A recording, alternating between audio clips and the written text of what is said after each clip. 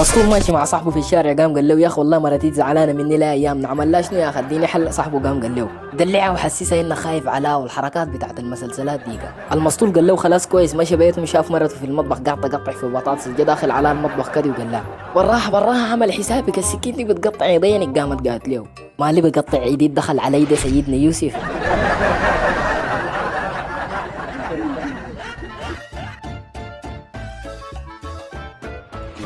آدم جوا.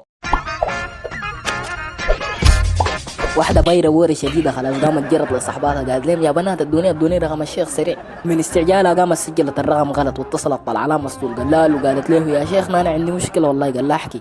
قالت له انا واحدة عندي 45 سنة وما متزوجة ولي 3 يوم بحلم في يدي اليمين في طيرة ويدي الشمال فوق قريت فسر لي الحلم ده ان شاء الله خير. قام قال لها الحلم ده معناتها بنت الذين لو طرت ونططت ما بتعرسي.